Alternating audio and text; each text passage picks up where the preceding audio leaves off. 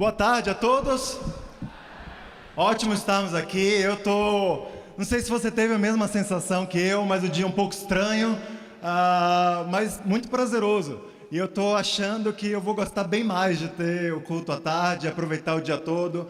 Eu espero que todos nós, mesmo que não tenha sido tão prazeroso, a gente possa estar alegre de estar aqui juntos.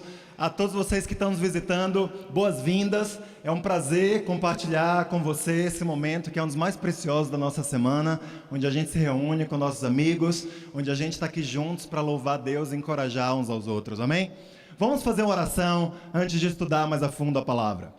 Pai, muito obrigado porque o Senhor nos reuniu aqui. O Senhor, antes dos tempos, tinha pensado, às 5h30 da tarde, na rua Robert Bosch, aqui na Barra Funda, em nos reunirmos. Para o Senhor nada é surpresa, Pai. O Senhor é o Senhor dos senhores. O Senhor faz planos para nós. O Senhor tem planos de prosperidade para cada ser humano que o Senhor cria. Muito obrigado, porque um dia, como já foi compartilhado aqui, nós encontramos esses planos que o Senhor tinha para nós. Nós podemos responder aos seus planos, Pai. Por isso nos tornamos discípulos. Por isso hoje estamos aqui juntos, caminhando. Te agradecemos, Pai, por isso, e pedimos que o Senhor fique conosco esse tempo, nos ajude a aprender da sua palavra, que ela nos encoraje, que ela nos desafie, que ela nos inspire a sair daqui e a viver mais uma semana buscando te agradar. Te oramos tudo isso em nome de Jesus. Amém. Em 2014, nós aqui na Igreja de Cristo Internacional de São Paulo, tomamos a decisão de nos reunir, todos os setores juntos, em um lugar, que acabou sendo esse local aqui na Barra Funda, amém? A gente achou esse lugar, se você viu esse lugar, era um barraco, a gente reformou esse lugar com dinheiro, sabe-se Deus como a gente achou para reformar. Hoje é um lugar bonito, agradável. A gente passou esses últimos 2 anos, toda a igreja aqui reunida, buscando nos fortalecer, buscando ajudar uns aos outros, falar a mesma língua, depois de um longo período em que cada um estava em um canto. Deus usou esse tempo para a gente realmente recuperar o espírito de que nós somos uma igreja aqui nessa grande cidade, amém? E chegou o momento de nós começarmos a espalhar novamente. Lembra? Juntar para espalhar. Hoje é o primeiro culto em que a gente está espalhando já em 2 setores e vai chegar o momento, em breve, vai passar assim, onde a gente vai voltar para os nossos bairros e a gente vai ter a chance dada por Deus de multiplicar mais uma vez. Eu sei que dá saudade, eu já estou sentindo saudade de vários irmãos aqui e com o coração meio apertado. Puxa, a gente via bem mais gente, mas isso faz parte do chamado que Deus deu para nós. Deus nos chamou para a gente ir, nos doar, nos esvaziar, e dói um pouco a separação, mas ela é essencial para haver crescimento. Crescimento espiritual, crescimento de vidas que vão conhecer mais sobre Jesus, que é a nossa missão aqui na Terra, amém? Eu quero agradecer a todos vocês.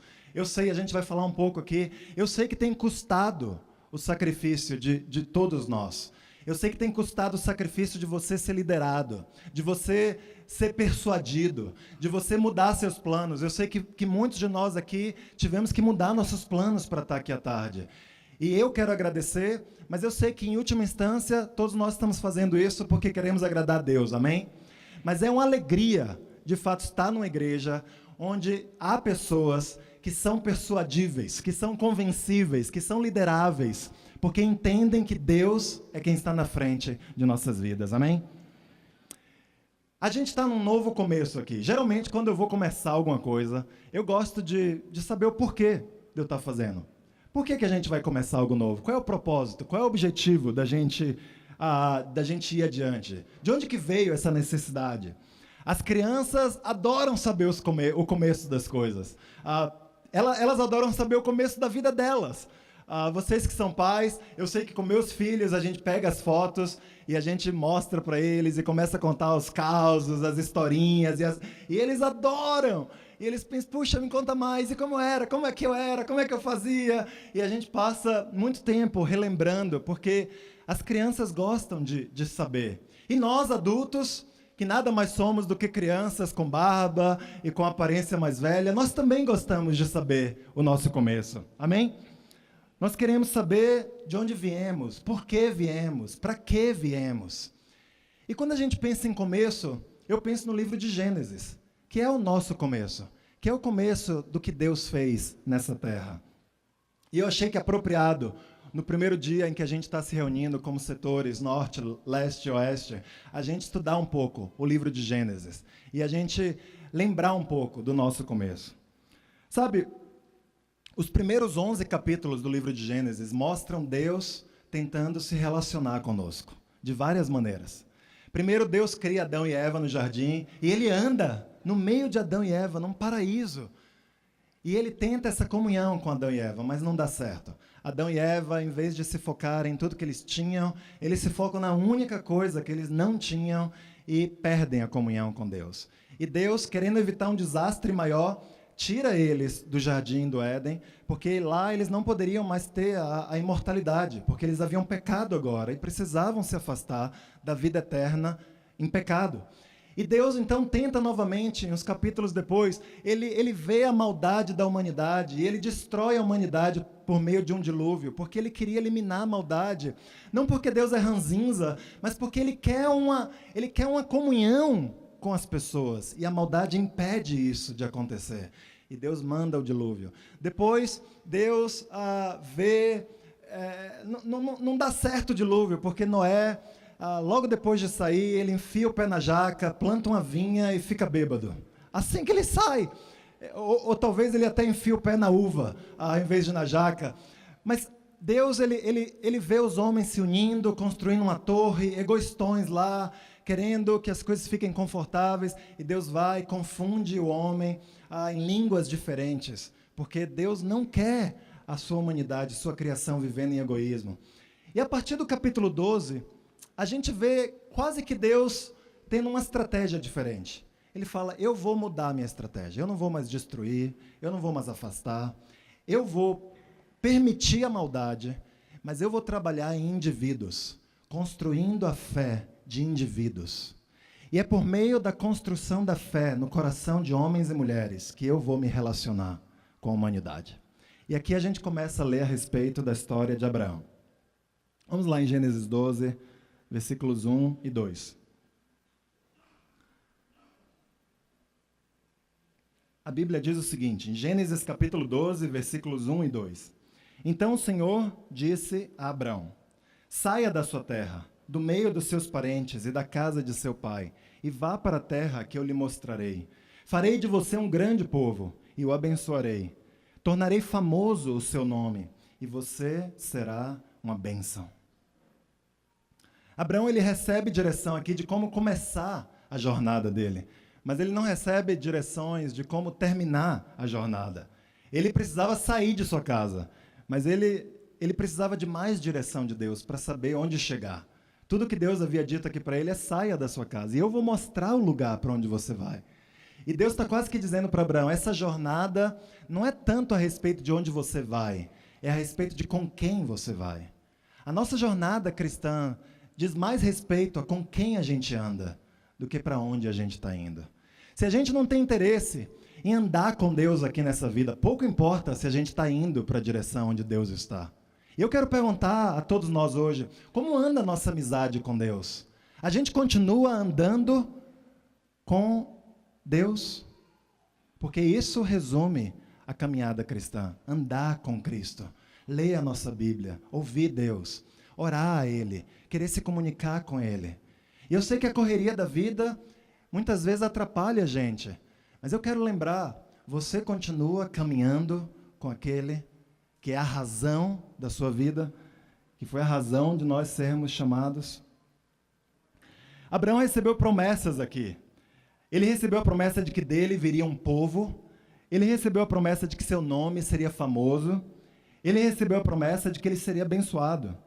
Na verdade, não, ele não seria abençoado. A promessa que ele recebe aqui é de que ele seria uma bênção. Às vezes a gente fica focado no que eu quero de Deus. E todas as nossas orações incluem algum pedido, não é verdade? E tudo bem, Deus nos encoraja a pedir coisas para Ele. E não tem nada de errado em pedir coisas para Deus. Mas Deus também está igualmente interessado em que nós sejamos uma fonte de bênção para os outros. Que nós lutemos para a gente abençoar as pessoas ao nosso redor. E Deus, Ele responde às orações nossas por bênçãos, frequentemente enviando uma pessoa na direção da gente. Falando, você pediu por uma bênção, eu vou dar uma bênção, eu vou enviar uma pessoa para ser essa bênção na sua vida. Mas sabe o que? A equação nunca vai fechar se nós não estivermos desejando ser bênção na vida dos outros. A gente começou aqui o nosso novo culto, e você basicamente pode ter duas atitudes, estando reunido aqui. Você pode ter a atitude de, puxa, o que piorou aqui na igreja? O que não está indo legal? O horário, vai chegar tarde, já está escurecendo, ou é difícil, é longe, é complicado, é perigoso. Ou você pode ter a atitude de pensar, como que eu vou ser uma bênção aqui nesse lugar? Como que eu vou tornar a vida dos meus irmãos e dos meus amigos, e dos amigos que vierem nos visitar, mais legal, mais abençoada? O incrível quando a gente faz isso, sabe o que é? É que quando a gente está focado em ser uma bênção, a gente frequentemente é abençoado. Ontem, na nossa igreja em casa, a gente fez uma dinâmica de encorajar uns aos outros. Foi uma dinâmica extremamente profunda e encorajadora. E estava lá todo mundo pensando em como encorajar um ao outro, mas todo mundo saiu extremamente encorajado. Eu saí voando, pensando, uau, eu nunca imaginei nem isso sobre minha vida. E feliz, eu sei que cada um que foi encorajado saiu se sentindo assim também. Que é quando a gente decide ser uma bênção na vida das pessoas. Aqui em Gênesis 12, versículo 7, as escrituras continuam e dizem assim: o Senhor apareceu a Abraão e disse, à sua descendência darei esta terra. Abraão construiu ali um altar dedicado ao Senhor que lhe havia aparecido. Primeiro, Deus havia falado com Abraão. Agora, Deus havia aparecido a Abraão, de alguma forma, aparecido a ele, reforçando a promessa. Vai dar tudo certo, você vai ser abençoado, Abraão. Deus, Ele quer que a gente esteja seguro dos planos incríveis dele para nossas vidas. Por isso Ele fala uma vez, por isso Ele fala duas vezes, por isso Ele fala 3 vezes. Ele repete, porque Ele quer que a gente tenha certeza, irmãos, de que nós somos alvo, objeto do desejo de Deus de fazer coisas boas por nós. Qual é a promessa? De novo, de que a terra onde Abraão estava caminhando ia ser dada a ele e a sua descendência. Sua descendência. 2 capítulos depois, 3 capítulos depois, ele descobre, lá no capítulo 15, que essa descendência dele ia demorar 430 anos para chegar. E aí eu fico pensando, é difícil de entender isso, porque quando eu penso na minha descendência, eu penso nos meus filhos, eu oro por meus filhos antes deles nascerem, eu já oro por meus netos, tomara que venham netos, talvez eu já tenha orado alguma vez na vida por meus bisnetos, mas eu não lembro. Agora, orar por meus descendentes daqui a 430 anos estica a minha fé além do razoável. E eu fico pensando, Deus, você me chamou para essa terra aqui, você está me dando a promessa de que essa terra vai ser minha, dos meus descendentes, daqui a 430 anos. Mas era o que Deus estava prometendo para ele. E era o que Deus estava querendo ajudar ele a entender. Eu tenho planos muito maiores do que o que você imagina, do que o que você consegue ver, Abraão. Confia em mim. Vai dar tudo certo. Vai dar tudo certo enquanto os 430 anos não chegam. E certamente vai dar certo no momento certo em que eu vou levantar uma nação que vai descender do seu nome. Abraão não ficou desmotivado. Eu entendo como esse homem foi chamado de o pai da fé. Ele deu glórias a Deus. Ele se alegrou em Deus pela promessa dele. Como que anda nosso relacionamento, irmãos? A gente tá querendo escolher as promessas que Deus faz para nós. Às vezes é isso, né? Deus fala, eu vou te dar isso. Fala assim, não, isso não, eu quero aquilo. Eu só vou ficar feliz quando você me der isso. E a gente fica que nem criança mimada. E Deus está falando, eu tenho uma promessa incrível para você. Você está querendo escolher promessa, escolher a bênção que você vai receber de minhas mãos. Não foi essa atitude de Abraão, ele louvou a Deus. E ele construiu aqui o primeiro de 4 altares que as Escrituras narram que Abraão construiu. Sabe, os eventos da vida de Abraão são misturados com o louvor a Deus. Acontecia coisa boa, Abraão louvava a Deus. Acontecia coisa difícil, Abraão louvava a Deus. É impressionante ver como ele havia entendido essa questão do relacionamento. Essa questão de Deus está me chamando para ser um amigo dele. Ele não está me chamando para viver uma vida melhor do que a que eu vivia, embora a vida de Abraão se tornou melhor do que a que ele vivia.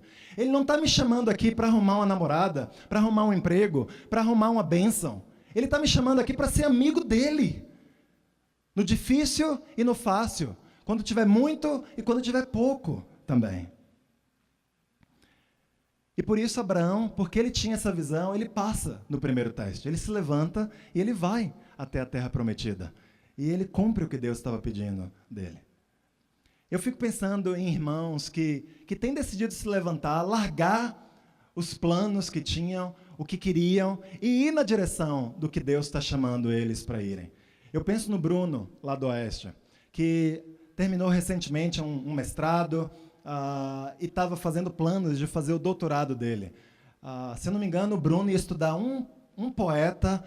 Ele estudou um poeta me perdoa, tá, Bruno? Se eu tiver... Ele estudou um poeta no mestrado dele e ele ia estudar um poema no doutorado dele. E o Bruno se deu conta, ele falou: eu não quero gastar meus 4, 5 anos da minha vida agora estudando um poema. Eu quero gastar minha energia estudando mais sobre Deus. O Bruno, há tempo, se sentia chamado para estudar, fazer uma teologia, por causa do sonho dele de ser um mestre, de ser um presbítero. E ele decidiu: agora é a hora. Eu vou dedicar minha vida, meus próximos anos, para estudar mais sobre Deus, para entender melhor, para ter mais conhecimento, para poder ser uma bênção na vida de outras pessoas. Quando o Bruno falou isso, eu enchi meu coração de alegria. Porque quão alegre é quando a gente vê irmãos tendo atitudes como a de Abraão, não é verdade? Largando o que conhecem, largando a segurança do que é familiar e indo para o que Deus está chamando ele para ir, ou ela para ir. Isso inspira, isso encoraja nossos corações. Continuando aqui no versículo 8. Dali, Abraão prosseguiu em direção às colinas a leste de Betel, onde armou acampamento, tendo Betel a oeste e Ai a leste. Construiu ali um altar dedicado ao Senhor e invocou o nome do Senhor. Depois Abraão partiu e prosseguiu em direção ao Neguebe. Abraão ali armou o acampamento dele. Isso daqui está tudo narrando a jornada dele. Ele estava chegando na terra prometida, que é Canaã, a região que hoje é ocupada por Israel e por aqueles países ali ao redor. Ele armou o acampamento dele lá, mas junto com o acampamento ele construiu um altar para Deus. Sabe, essa palavra altar vem da palavra latina altus, que significa elevação, algo elevado. O altar só faz sentido se a gente pretende oferecer algo nesse altar, se a gente pretende sacrificar algo nesse altar. E Abraão, obviamente, ele sacrificava animais nesses altares. Mas ele também estava, ao construir aqueles altares, Abraão também estava elevando sua alma, seus pensamentos, suas emoções, seu tempo, sua energia. Ele estava olhando para cima e ele estava falando: tudo em mim pertence a ti. E eu estou te oferecendo não só esse cabritinho aqui, mas eu estou oferecendo meu coração, minha alma, minha energia, meu tempo. É isso que significa um altar. É isso que é tão precioso quando a gente vê pessoas construindo altares ao Deus eterno. Isso me faz pensar também, irmãos, quais são os altares que nós temos construído em nossa vida? Quais são os altares que nessa semana nós erguemos a Deus? O nosso tempo, a nossa energia, nosso dinheiro têm sido direcionados em louvor a Deus ou a outras coisas? Porque uma coisa eu digo: nós seres humanos somos uma raça que adora a algo. Todo homem, toda mulher adora alguma coisa nessa vida. A pergunta não é se você adora, a pergunta é o que você adora. Se nós não estamos adorando ao Deus eterno, a gente está adorando a outra coisa. E aí vem a pergunta para nós, discípulos de Jesus. Os altares estão sendo construídos para Deus? A armação do acampamento de Abraão aqui era temporária. Ele armou esse acampamento, tempos depois desarmou, armou outro acampamento em outro lugar. Ele armava acampamento, desarmava acampamento. Mas a construção do acampamento ele deixava para trás. E ele seguia adiante. A construção do acampamento em si não prestava para nada. O que importava eram os altares que Abraão construía ao longo do caminho. A gente está aqui nesse lugar. Esse lugar da Barra Funda não significa nada. Isso daqui é um acampamento. A gente está aqui hoje, daqui a um tempo a gente não vai estar, a gente vai estar em outro lugar, a gente vai estar... Mas sabe o que importa do nosso tempo aqui na Barra Funda? São os altares que nós vamos deixar aqui. São os atos de sacrifício, onde nós elevamos nossa alma a Deus e o adoramos. E a gente vai lembrar disso. Como lembramos da São Joaquim, da Rua Pinheiros, daqui, dali. Aí você pode falar, ó, 123 lugares que a gente já se reuniu. Naquele lugar foi onde eu conheci a Alzita e eu a batizei. Ali foi onde o André conheceu. E aqui a gente fez a campanha do Hope. E a gente doou sangue ali. E a gente teve uma vigília naquele lugar. É isso que importa. Os altares que vamos construindo. As únicas coisas que Abraão estava preocupado em deixar para trás eram símbolos do seu relacionamento com Deus. Era o que marcava o fato de que ele tinha um relacionamento com Deus. As únicas coisas que a gente vai deixar para trás, irmãos, são as marcas da nossa amizade com Cristo. Quais são as marcas que nós temos deixado? É o que Jesus quer saber de nós. Porque Ele quer que nós deixemos marcas. Ele está nos ajudando, Ele está conosco, porque Ele quer que nossas vidas produzam os frutos. Amém? Continuando aqui no versículo 10. A Bíblia fala que houve fome naquela terra. E Abraão desceu ao Egito para ali viver algum tempo, pois a fome era rigorosa. Imagina isso. Deus chama Abraão, ele responde ao chamado, ele se muda de uma terra distante, viaja por semanas, chega naquela terra, arma acampamento, constrói um altar, e logo depois chega uma fome naquele lugar. Está aqui seu cartaz de boas-vindas, Abraão. A fome em Canaã. Eu fico pensando, puxa, por que Deus chamou Abraão e deixou que uma fome assolasse ali o lugar, logo que ele chega no lugar? E eu não consigo parar de pensar como nossa fé é tão preciosa que Deus quer refiná-la. Lembra? Deus tentou várias coisas. E, obviamente, Deus não tenta uma coisa e descobre que ele fracassou. Deus já sabia de tudo isso desde o começo. Ele sabia que o plano final para se relacionar conosco ia ser um plano por meio da fé. Mas Deus está lá, ele faz uma coisa, faz outra coisa, e ele decide, agora é a hora de construir meu relacionamento com vocês por meio da fé. E por isso, ele é sério sobre isso. Ele é sério sobre nossa fé crescer.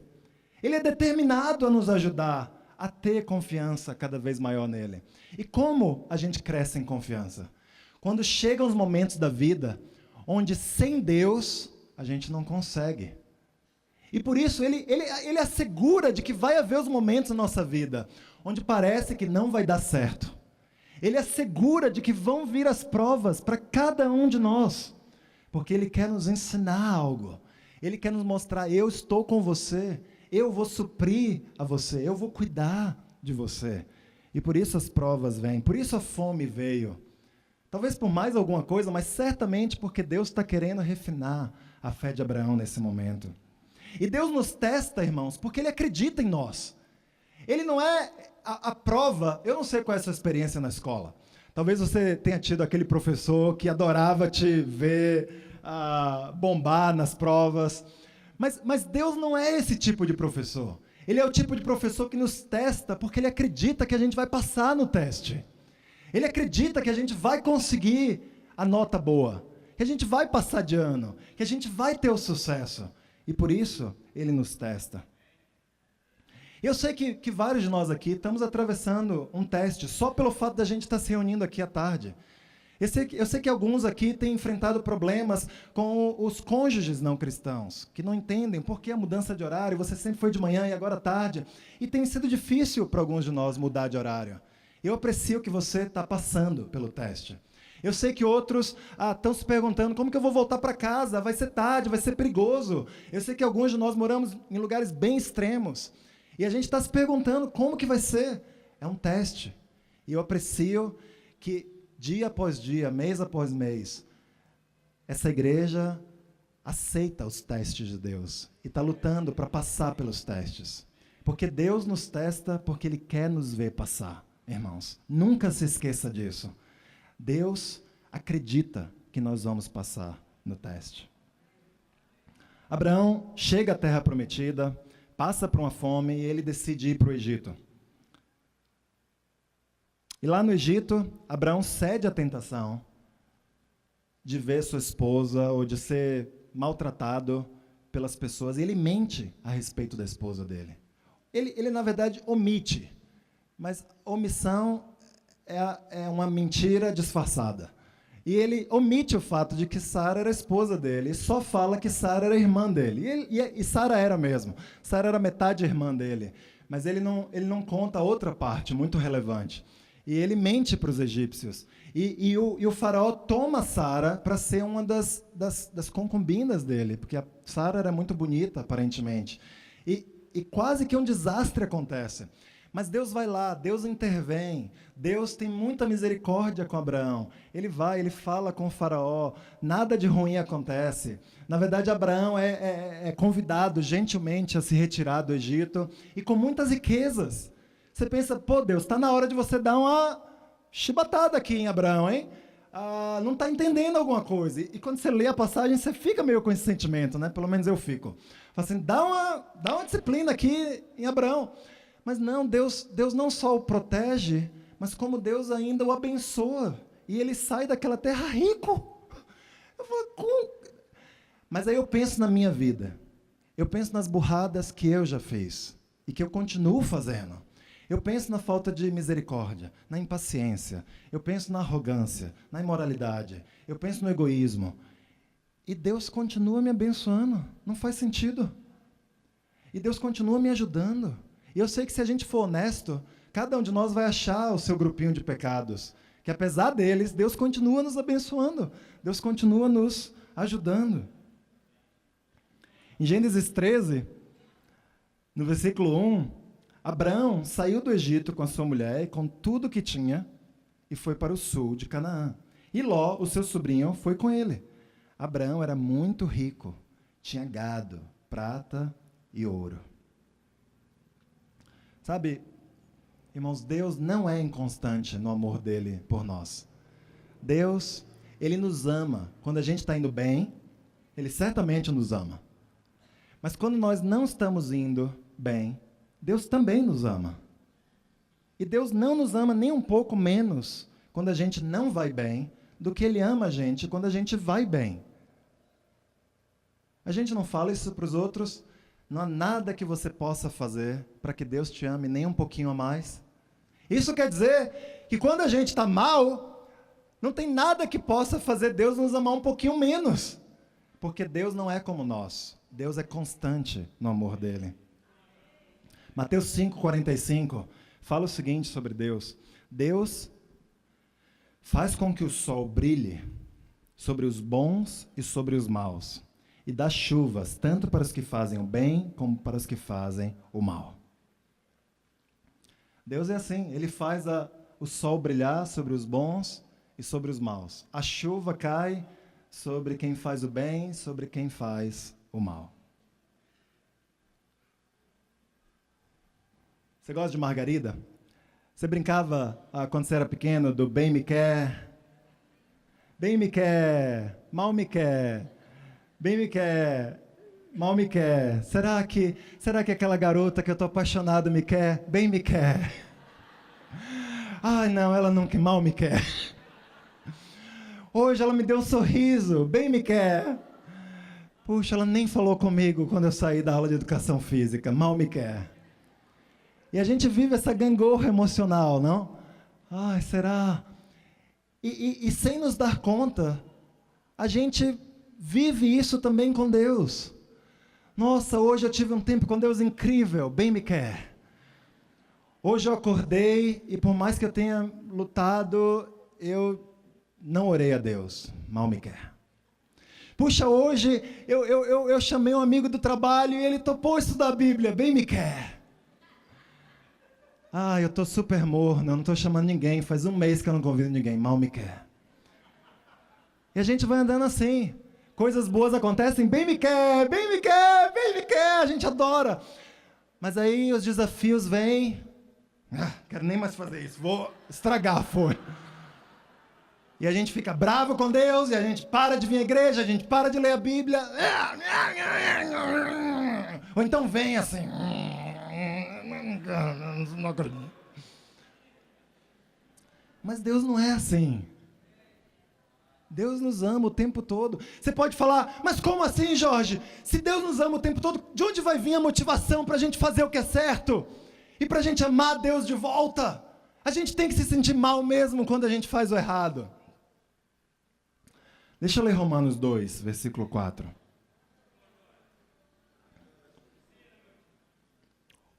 Ou será que você despreza as riquezas da bondade de Deus, a sua tolerância, a sua paciência, não reconhecendo que a bondade de Deus o leva ao arrependimento?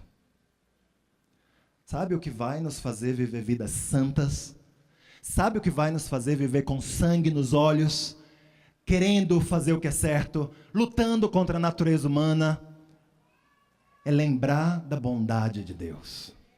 Quanto mais você lembra da constância do amor de Deus, mais animado você é para fazer o que é certo. Não é o castigo que vai motivar você. Lembre bem das minhas palavras. Não é o castigo que vai fazer você sair do ponto A até o ponto B. Não é o medo do inferno que vai fazer você viver a maratona da vida cristã. E depois de 5, 10, 15, 20 anos, ter a motivação para fazer o bem. Não é o medo do inferno. É a graça de Deus. Titos 2, versículos 11 e 12. Pois Deus revelou a sua graça para dar salvação a todos. Essa graça nos ensina a abandonarmos a descrença e as paixões mundanas e a vivermos neste mundo uma vida prudente, correta e dedicada a Deus. É a graça de Deus que nos ensina a abandonar as paixões mundanas, a deixar de lado as coisas que não agradam a Deus. É a certeza de que Deus sempre nos ama, que faz nosso coração querer estar perto de Deus, querer agradar a Ele, querer estar perto dEle.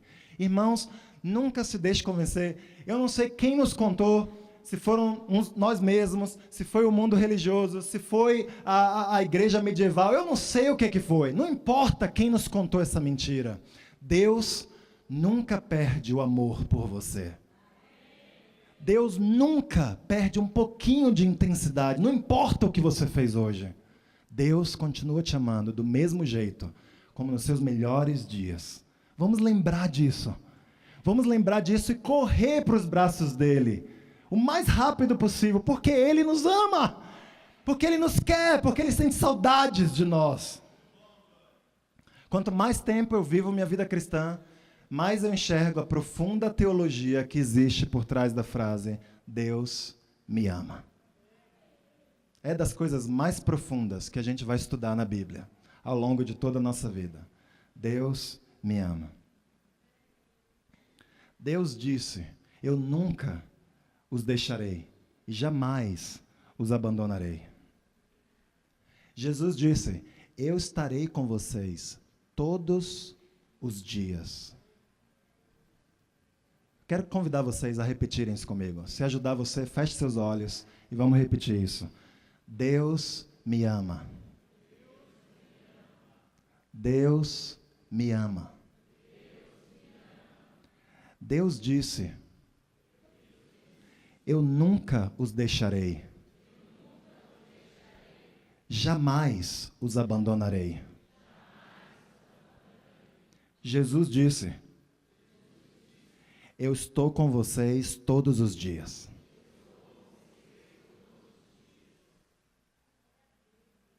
É isso, irmãos. Sabe, logo depois de receber essas bênçãos, Abraão recebe outra prova. A gente lembra do amor de Deus, a gente passa na prova, a gente se alegra em ver o quanto Deus nos quer, e Deus manda outra prova. Prova do amor dele por nós, que vem em provas em nossas vidas. Porque nossa fé vale muito. E Abraão enfrenta outra prova. Ló e Abraão, agora os dois eram ricos, os dois tinham saído do Egito, os dois tinham muito gado, e a terra não era grande o suficiente. E eles precisavam se separar. E Abraão... Bem, antes da gente pensar nisso, você não queria ter esse problema? Imagina o problema, o que eu vou fazer agora? Eu tenho dinheiro demais. Eu sei que o amor ao dinheiro é a raiz de todos os males, mas eu confesso para você que às vezes eu estou ali sonhando, puxa, o que eu faria se eu ganhasse na Mega Sena? Às vezes me dá vontade de ter esse problema, eu queria ter o problema de ter gado demais, de ter terra demais, para eu pensar, o que eu faria com tudo isso? E Abraão estava passando por esse problema, ele tinha coisa demais, e o sobrinho dele tinha coisa demais, e eles precisavam fazer algo a respeito disso. E Abraão, mais uma vez, ele exibe fé.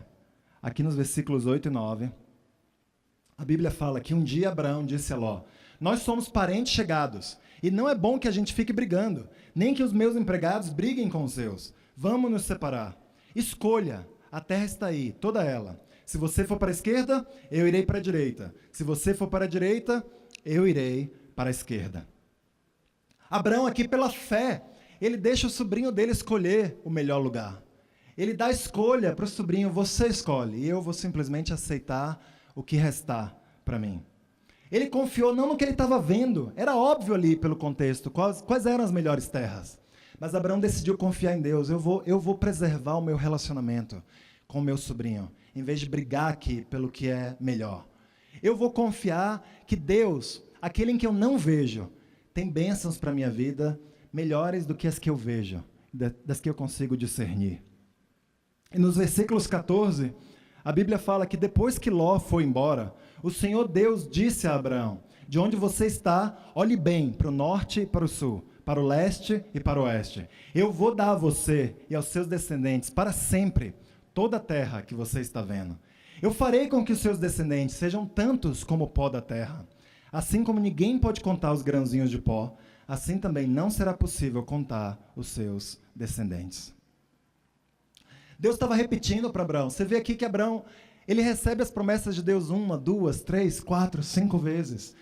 Sempre depois da prova, Deus quer nos lembrar, eu amo você, eu tenho planos para você. Não esqueça de que eu estou com você. Eu vou cuidar de você, eu vou ajudar você. Você não está sozinho. Tenha força, não tenha medo. Deus abençoava Abraão porque Abraão continuava colocando a fé dele em Deus. Ló olhou ao seu redor e cobiçou a prosperidade desse mundo. Abraão olhou para Deus e cobiçou aquilo que Deus queria dar para ele. No final, quem que foi mais abençoado? Quando a gente decide lutar com nossas próprias mãos pela bênção, dificilmente dá certo. E mesmo quando dá certo, não dura para sempre. Mas a bênção que Deus dá, ela dura. Ela permanece. Por isso que é tolo a gente ficar lutando para a gente mesmo ser abençoado. É melhor confiar no que Deus tem para nós. Eu fico pensando no Damasceno. O Damasceno, da Joana, ele estava no emprego e ele falava ali com o parceiro de discipulado dele, falou, puxa, olha, eu venho aqui no domingo e é tão incrível, eu fico encorajado, eu fico animado, e aí eu saio e durante a semana as coisas vão ficando difíceis, meu trabalho... E o parceiro e ele conversando, puxa, tem uma coisa desonesta que está acontecendo lá no seu trabalho. Ele falou, não tem nada desonesto que eu estou fazendo, mas o clima, o que as pessoas estão fazendo me pesa. E um belo dia o Damasceno chega para o Sérgio para falar, Sérgio, pedi demissão. Isso há poucas semanas. Ele falou assim, como assim, irmão? Você pediu demissão, você vai para onde agora? Não, não tem outro emprego ainda. Falei, mas por que você pede demissão no meio de uma crise econômica, sem ter outro emprego? Porque aquilo não estava ajudando a minha fé. Porque eu não queria continuar num lugar onde eu estava sendo sugado por ver e por experimentar coisas que os outros estavam fazendo, que não são honestas. O Damasceno começou a trabalhar essa semana num novo emprego, e de quebra, o edifício dele é de frente ao edifício onde ele trabalhava antes. Sabe, eu fico pensando, Deus não perde nada, Deus não desperdiça nada. É quase como, não só eu vou, me põe à prova. Eu vou abençoar você. Eu quero ver um homem que decida colocar a vontade de Deus em primeiro lugar e que não seja cuidado por Deus. E Deus é quase que dizendo, e eu ainda vou lembrar você de onde você saiu. Eu vou lembrar você diariamente de onde você saiu. E eu vou dar aqui uma prova, uma evidência de que vale a pena confiar em mim. Sempre vale a pena colocar a minha vontade em primeiro lugar.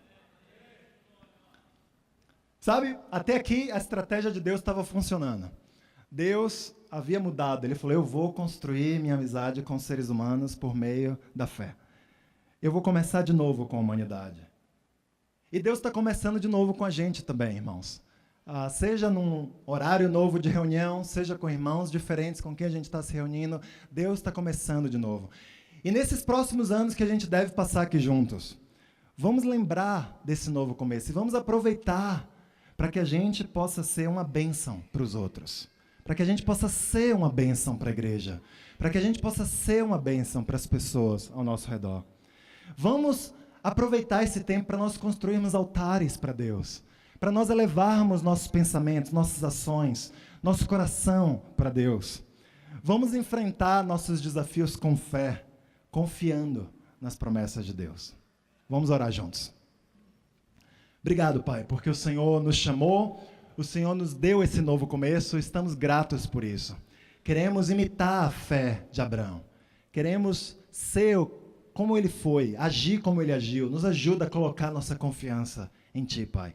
Sabemos, temos a certeza de que não vamos ser decepcionados. Nos ajuda a lembrar disso. Muito obrigado por Cristo, que tornou possível a gente ter fé, que tornou possível a gente ser perdoado dos nossos pecados, para que a gente pudesse tomar decisões de colocar nossa confiança no Senhor. Obrigado porque Ele nos deu a liberdade para que a gente pudesse servir a Ti, Pai. Te oramos gratos, em nome dele. Amém. Obrigado, irmãos.